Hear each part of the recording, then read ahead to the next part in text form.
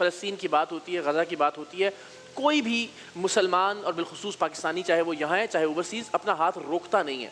لیکن کچھ خدشات ہوتے ہیں، کچھ سوالات ہیں، میں چاہتا ہوں اس کی ویریفیکیشن ہو جائے. ایک یہ عمومی تاثر ہے کہ جی جتنا بھی ہم دے رہے ہیں غزہ کے لیے وہ پہنچ نہیں پا رہا ہے وہاں پہ.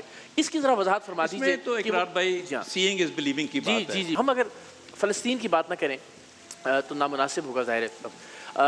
اینڈ اگین بین الاقوامی طور پر الخدمت واقعتاً ہمارا سرمایہ افتخار ہے. تو فلسطین میں غازہ میں اب تک کیا خدمات ہیں الخدمت کی، اور اس وقت کس سٹیج پر اور کس سکیل پر یہ سلسلہ جاری ہے؟ میں آپ سے مکمل اتفاق کرتا ہوں کہ کوئی بھی محفل ہو، کوئی بھی پروگرام ہو، اور اس میں اگر فلسطین کا ذکر نہ ہو تو بہت بڑی بے حسی ہوگی. کتنا بڑا وہاں پہ مشکلات آئیں، بہت بڑا حادثہ ہوا جو ابھی بھی جاری ہے. جی میں پاکستانی عوام کو یعنی مبارکباد پیش کرتا ہوں کہ پاکستانی عوام کی مدد سے، تعاون سے، ان کے جذبے سے الخدمت فاؤنڈیشن، جو کہ ان کی اپنی فاؤنڈیشن ہے، اس نے ایک معرکۃ الآرا کام کیا ہے اس میں فلسطین کے معاملے. بے شک. دیکھیں وہ اتنا وقت نہیں ہوگا آپ کے پاس کہ میں تفصیلات بتاؤں. اگر موٹی باتیں آپ کو بتاؤں کہ اس وقت تک ہم 23 چارٹرڈ ایروپلینز جہاں سے بھیج چکے ہیں غزہ. چارٹرڈ پلینز 23 طیارے جو ہیں سامان لے کر جا چکے ہیں. اس کے علاوہ 3 ہماری سی کنسائنمنٹس ہیں.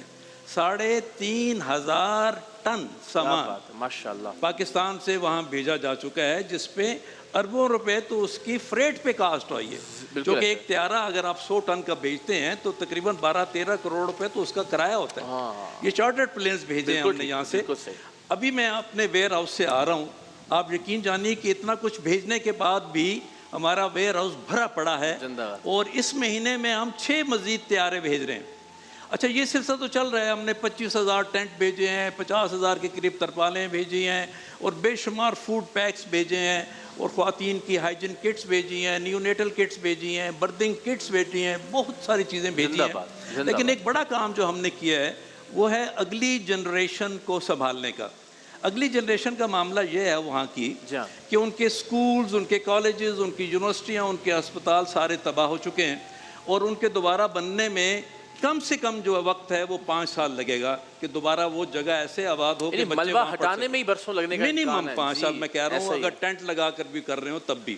اس میں ہم نے یہ کیا جی، سب سے پہلے میں خود مصر گیا ہوں. اس سلسلے میں 5 دفعہ مصر گیا ہوں. اچھا. جارڈن گیا ہوں، لیبنان گیا ہوں، خود جا کے وہ سارے میں کام کرتا رہا ہوں.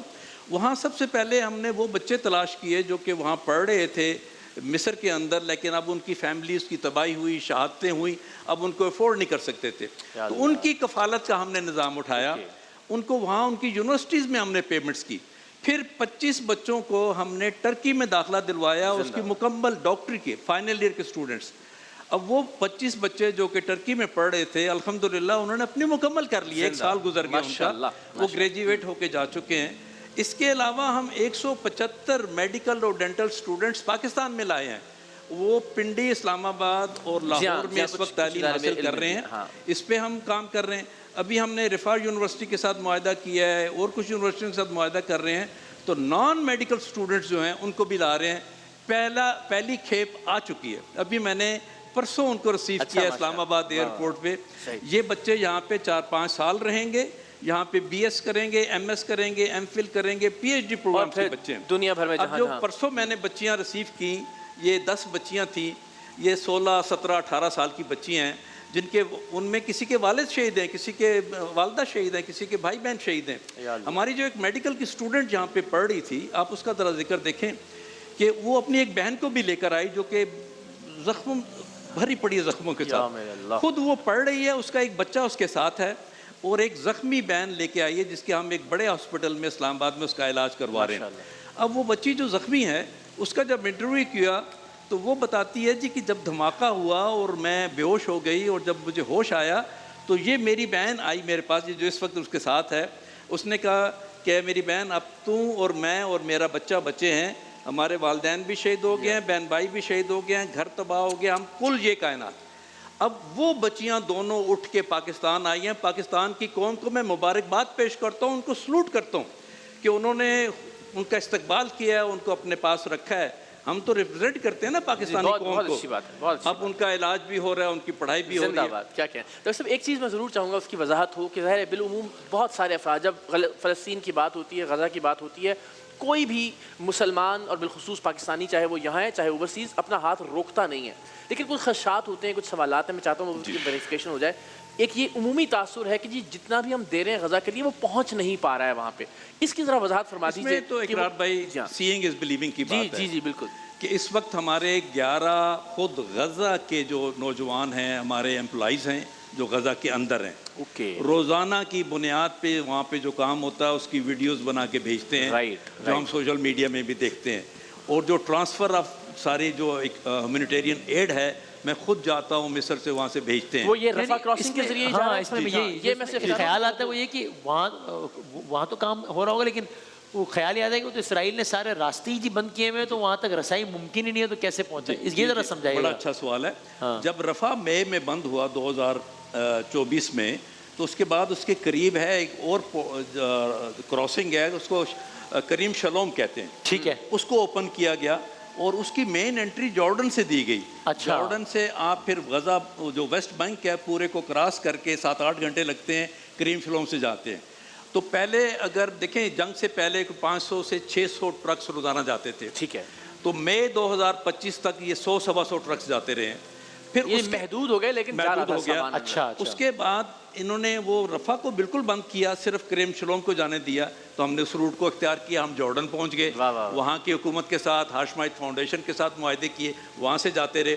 پھر ایک اور بات میں بتاؤں کہ وہاں سے 1 لاکھ افراد وہاں سے نکل کے جو زخمی تھے وہ آئے ہیں مصر کے اندر. یہ بہت اہم بات ہے. اب مصر میں جو لوگ رہ رہے ہیں ان کی کفالت کا نظام ہم نے بنایا ہوا, وہاں ہمارا آفس ہے, ویئر ہاؤس ہے, ہم نے پوری عمارتیں کرائے پہ لے کے رینوویٹ کر کے وہاں پہ ان فیملیز کو رکھا ہوا ہے. اور ابھی آپ کو بتاؤں کہ وہاں پہ یتامہ کا ایک پروگرام ہم نے شروع کیا, ابھی حال ہی میں پچھلے ہفتے ہو کر آیا ہوں مصر سے. وہاں ہم نے 2 بڑی عمارتیں لے کے وہ فیملیز جو مائیں ہیں صرف اور ان کے 4-4 5-5 بچے ہیں, ان کو ایک فلیٹ پورا ان کے حوالے کیا ہے.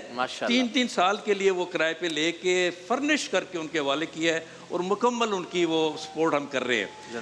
ہمیں لوگ اس طرح سے کرتے ہیں. جب ہم نے یہ پروگرام شروع کیا تو ڈاکٹر کاشف انصاری ہیں, وہاں کراچی کے ہی ہیں, اور آپ تو شاید جانتے بھی ہوں, جو صلاح الدین ڈرامہ بھی بنا رہے ہیں. جی وہ انہوں نے مجھے رابطہ کیا اور وہ پہنچے مصر میں. تو پہلے 100 بچے جب ہم نے اٹھائے کہ ان کو ہم نے اسپانسر کرنا, کہتے ہیں یہ سارے میں کروں گا. ماشاءاللہ. تو وہ الحمدللہ سارے 100 بچوں کی کفالت, لیکن ان کی کفالت جس لیول پہ ہو رہی ہے وہ دیکھنے سے ہے.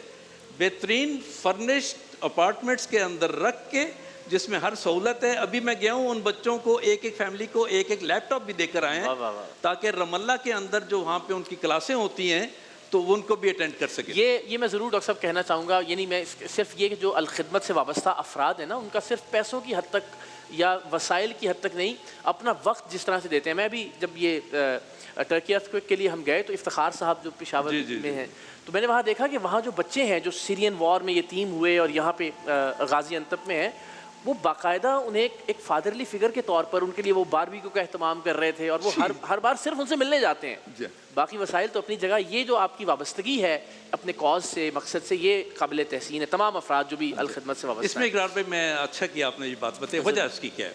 وجہ اس کی یہ ہے کہ دیکھیں میں صدر ہوں, میرے ساتھ 10 نائب صدور ہیں, 5 اسسٹنٹ سیکرٹریز ہیں, اور پوری ایک ٹیم ہے. اس کے بعد ہمارے 10 ریجنز ہیں, ان میں بھی اسی طرح کے نظام ہے. پھر 150 شہروں کے اندر ہمارے دفاتر ہیں. ماشاءاللہ. ان کی جو لیڈرشپ بنتی ہے نا, جسے آفس بیئررز کہتے ہیں, میں مینیجریل سٹاف کی نہیں بات کر رہا, آفس بیئررز, ان کی تعداد 1900 بنتی ہے. اچھا. اور یہ 1900 مجھ سمیت سارے 100% والنٹیئر ہیں. 1 روپیہ تنخواہ 100% والنٹیئر ہیں. کیا بات ہے. میں ایک میڈیکل کالج کا, پشاور میڈیکل کالج کا ڈین ہوں.